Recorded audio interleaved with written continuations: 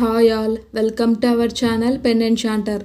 మీకు నా స్టోరీస్ నచ్చినట్లయితే ప్లీజ్ లైక్ చేయండి, షేర్ చేయండి, సబ్స్క్రైబ్ చేయండి. ఇక మనం ఎపిసోడ్లోకి వెళ్ళిపోదాం. ప్రేమ ప్రయాణం ఎపిసోడ్ 17. రామ్ మను చెప్పిన దాని గురించి ఆలోచిస్తూ, అవును నువ్వు చెప్పింది నిజమే, ట్రాఫిక్ వల్ల నేను అక్కడికి లేట్గా వచ్చాను. అరగంట తర్వాత అక్కడికి చేరుకున్నాను. వాళ్ళు నిన్ను రక్షించడానికి నాకు 20 నిమిషాల సమయం ఇచ్చారు.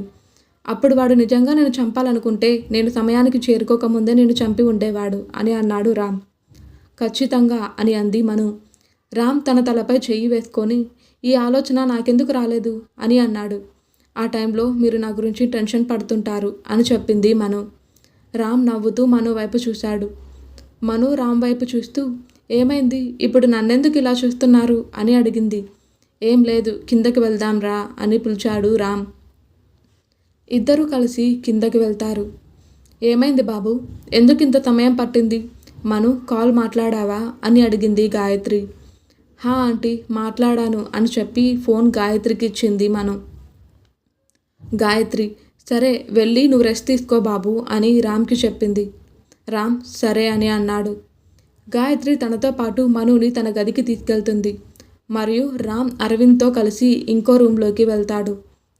మరుసటి రోజు ఉదయం మను మరియు రామ్ ఇద్దరూ బయలుదేరారు. మను గాయత్రి అరవింద్లకి వాళ్ళకి హెల్ప్ చేసినందుకు థ్యాంక్స్ చెప్తుంది.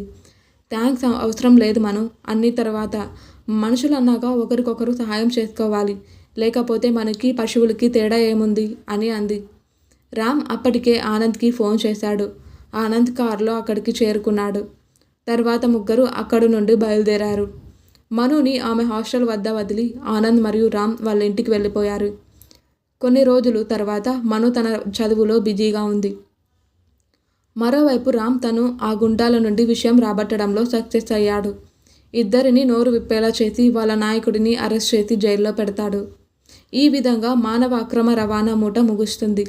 రామ్ ఆ కేసు క్లోజ్ చేసి ఢిల్లీ తిరిగి వెళ్ళిపోతాడు. మరోవైపు కాలేజీలో వ్యాలంటైన్స్ వీక్ స్టార్ట్ అవుతుంది. ప్రేమ పరిమళం గాలిలో వ్యాపిస్తుంది. కాలేజీలో ప్రతిపాదనల తిరస్కరణ పర్వం మొదలైంది. కొందరు కొత్త భాగస్వామి కోసం వెతుకుతున్నారు మరియు కొందరు తమ భాగస్వామిని సంతోషపెట్టడానికి కొత్త మార్గాల కోసం వెతుకుతున్నారు. ఎక్కడో ఒకరి ప్రతిపాదనలు తిరస్కరించబడుతున్నాయి, ఎక్కడో ఒకరి ప్రతిపాదనలు ఆమోదించబడుతున్నాయి. వీటన్నిటి మధ్య మన రోమియో అంటే మన వినయ్ కూడా ఉన్నాడు. చివరికి అతని అన్వేషణ స్మృతి రూపంలో ముగుస్తుంది. స్మృతి మిడ్ ఇయర్లో అడ్మిషన్ తీసుకుంది. ఆమె వినయ్ క్లాస్నే. వినయ్ స్మృతితో క్యాంటీన్లో కూర్చున్నాడు. అప్పుడు మను రజిత అతని దగ్గరకు వెళ్తారు. ఏం వినయ్, ఈ మధ్య కనిపించడం లేదు, నీకు గర్ల్ ఫ్రెండ్ దొరకగానే నీ స్నేహితులను మర్చిపోయావా అని అడిగింది రజిత. హాయ్, మీరేంటి ఇలా వచ్చారు, రండి కూర్చోండి అని అన్నాడు వినయ్. స్మృతి, రజిత, మను ఒకరికొకరు పలకరించుకుంటారు. ఎట్టకేలకు నీ శోధన ముగిసింది వినయ్ అని అంది రజిత. మను చిన్నగా నవ్వింది. నా కోసం చాలామంది పడ్డారు, కానీ మను వల్ల అందరూ నన్ను రిజెక్ట్ చేశారు అని అన్నాడు వినయ్. నా వల్ల? నేనేం చేశాను అని అయోమయంగా అడిగింది మను. అవును నీ వల్లే అని సమాధానమిచ్చాడు వినయ్. వినయ్ ది గ్రేట్ ఇప్పుడు మరో కొత్త సాకు చెప్తున్నాడు అని రజిత నవ్వడం ప్రారంభించింది. స్మృతి కూడా నవ్వుతూ రజితకి హైఫై ఇచ్చింది. వినయ్ ముఖం తిప్పుతూ నేనేం అబద్ధం చెప్పడం లేదు అని అన్నాడు. అవును రజిత, వినయ్ చెప్పింది నిజమే, మను వినయ్ గర్ల్ ఫ్రెండ్ అని అందరూ అనుకున్నారు అని చెప్పింది స్మృతి. మను, రజిత వాట్ అని గట్టిగా అరిచారు. అవును నేను అదే చెప్పాను, కానీ మీరు నమ్మలేదు. నేను చాలా ఇన్నోసెంట్ని అని, అన్ని నిజాలే చెప్తాను అని అమాయకంగా ఫేస్ పెట్టి అన్నాడు వినయ్. మను నవ్వుతూ, సారీ వినయ్, నా వల్లే అని ఏదో చెప్పబోతుంటే అప్పుడే రోహిత్ అనే కుర్రాడు రజిత దగ్గరికి వస్తాడు. రజిత, నేను నీకు ఒక విషయం చెప్పాలి అని అన్నాడు అతను.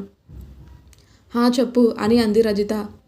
రోహిత్ తన మోకాలపై కూర్చొని రజితకి బొకే అందిస్తూ, రజిత, నేను చాలా కాలంగా నీతో ఒక విషయం చెప్పాలనుకున్నాను, కానీ చెప్పలేకపోయాను. రజిత, నువ్వంటే నాకు చాలా ఇష్టం. ఫస్ట్ నువ్వు డ్యాన్స్ చేయడం చూశాను, అప్పుడే నువ్వు నా మనసు దోచుకున్నావు. నేనెక్కడ ఉన్నా నువ్వు మాత్రమే కనిపించేదానివి. ఆ విషయం చెప్తే నాకు పిచ్చి పట్టిందని నా స్నేహితులు అంటున్నారు. నేను నిజంగా పిచ్చివాడిగా మారడానికి ముందే నా జీవితంలోకి రావాలని కోరుకుంటున్నాను. Rajitha, I love you so much అని ప్రపోజ్ చేశాడు రోహిత్. వినయ్ బిగ్గరగా అరిచాడు. రజిత నవ్వుతూ రోహిత్ చేతిలోంచి బొకే తీసుకొని ఎస్ చెప్పింది. రోహిత్ లేచి రజితని కౌగిలించుకున్నాడు. అందరూ క్లాప్స్ కొడతారు. తర్వాత అందరూ కూర్చొని కాఫీ తాగడం మొదలుపెట్టారు. స్మృతి మను నీకెవరూ ప్రపోజ్ చేయలేదా అని అడిగింది.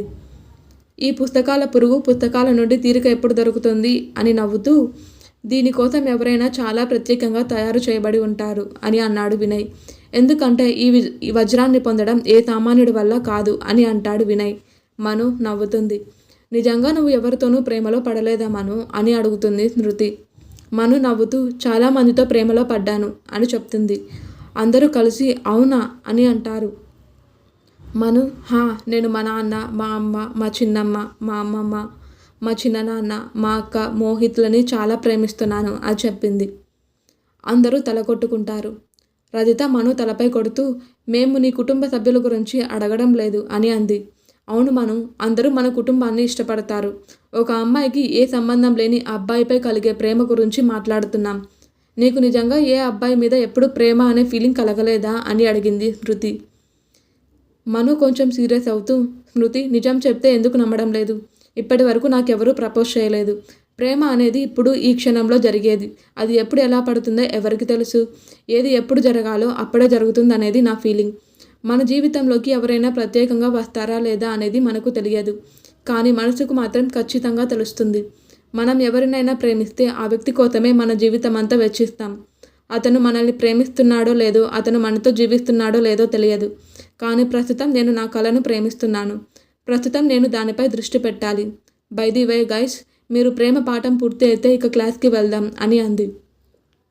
అందరూ క్లాస్ వైపు నడుస్తున్నారు. మరోవైపు ఆనంద్ రామ్కి ఫోన్ చేసి హలో రామ్, ఎలా ఉన్నావు అని అడిగాడు. బాగున్నాను అని చెప్పి సైలెంట్ అయ్యాడు రామ్. ఏమైంది, నీ వాయిస్ డల్గా వస్తుంది అని అడిగాడు ఆనంద్. రామ్, నేను ఢిల్లీకి వచ్చినప్పటి నుండి నాకు ఎలానో ఉందిరా. నాకు మనసు అంతా ఏం బాగోలేదు. నా మనసు ఎందుకో ఏదో వెలుతిగా అశాంతిగా ఉంది అని చెప్పాడు రామ్. ఏమైందిరా, ఏమైనా సమస్యనా అని కొంచెం టెన్షన్ పడుతూ అడిగాడు ఆనంద్. నాకెందుకు ఇలా జరుగుతుందో నాకు అర్థం కావడం లేదు. నాకెప్పుడు ఇలా అనిపించలేదు అని చెప్పాడు రామ్. అవునా, సరే అయితే ఈ వీకెండ్ ఇక్కడికి రా, కలిసి మాట్లాడుకుందాం అని చెప్పాడు ఆనంద్. వీకెండ్ కాదు, 3 రోజుల్లో వస్తున్నాను. నేను 1 వారం లీవ్ తీసుకున్నాను అని చెప్పాడు రామ్.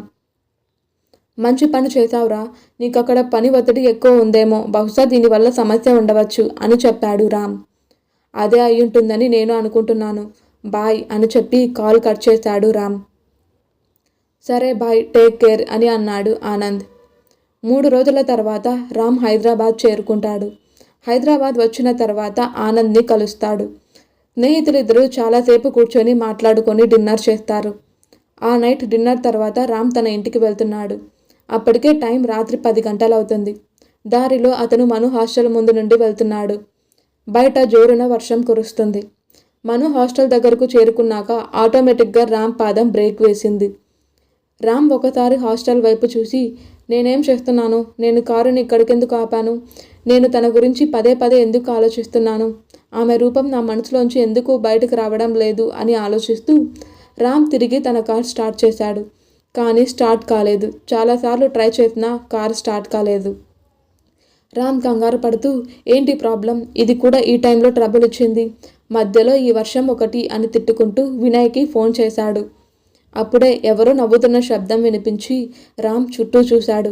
ఎవరూ కనిపించలేదు. నీ మనసు ఇప్పటికే చెదిరిపోయింది. ఇప్పుడు నీ చెవులు కూడా అనుకుంటుండగా మళ్ళీ అదే శబ్దం వినిపిస్తుంది. ఎదురుగా చెట్టు వెనుక నుండి ఆ శబ్దం వస్తుండడం రామ్ గమనించాడు. అతను ముందుకు వెళ్ళి అక్కడ చిన్న కుక్కపిల్లతో ఆడుకుంటున్న అమ్మాయిని చూశాడు. ఆమె నవ్వుల శబ్దం రామ్ని తన వైపుకు లాక్కుంది. వెళ్ళిపోతుంది. అకస్మాత్తుగా ఆ అమ్మాయి వెనక్కి తిరిగింది. రామ్ ఆ అమ్మాయిని చూసి ఆగిపోయాడు. అప్రయత్నంగా అతని నోటి నుండి మను అని వస్తుంది. మను రామ్ను చూసి మీరేంటి ఇక్కడ ఉన్నారు అని అడిగింది. దేవుడా, నీ మనసులో ఏం జరుగుతోంది? పదే పదే ఈ అమ్మాయిని నాకెందుకు కనిపించేలా చేస్తున్నావు అని మనసులో అనుకున్నాడు రామ్.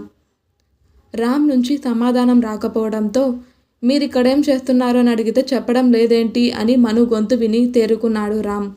నువ్వేమైనా అడిగావా అని అయోమయంగా అడిగాడు రామ్.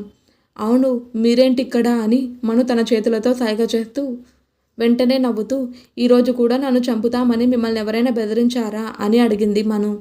అది విన్న రామ్ మను నోటి మీద చెయ్యి వేశాడు. అది చూసి మను ఒక అడుగు వెనకేసి కోపంగా ఏం చేస్తున్నారు మీరు అని అడిగింది మను. నా కార్ చెడిపోయిందని రామ్ ఇబ్బందిగా సమాధానమిచ్చాడు. ఏదో సౌండ్ రావడంతో ఇక్కడికి వచ్చాను అని చెప్పాడు.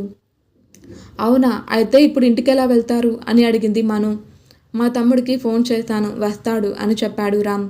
ఓ, అతను వచ్చేదాకా మీరు ఆ చెట్టు కింద నిలబడండి, లేదంటే ఈ వర్షానికి మీ ఆరోగ్యం చెడిపోతుంది అని చెప్పింది మను. రామ్కి ఏమీ వినిపించడం లేదు. మను వైపు నవ్వుతూ చూస్తున్నాడు. వైట్ చూడీదార్ వేసుకున్న మను తన పొడవాటి వెంట్రుకలను లీవ్ చేసింది. కాటుక పెట్టిన పెద్ద కళ్ళు అందంగా కనిపిస్తున్నాయి. ఆమె ఒక చేతికి బ్రాస్లెట్, ఇంకో చేతికి వాటర్ ప్రూఫ్ వాచ్.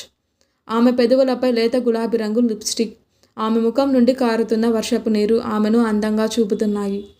ఏమైంది, ఏం ఆలోచిస్తున్నారు అని రామ్ని అడుగుతుంది మను. రామ్ చాలా అందంగా ఉన్నాడు.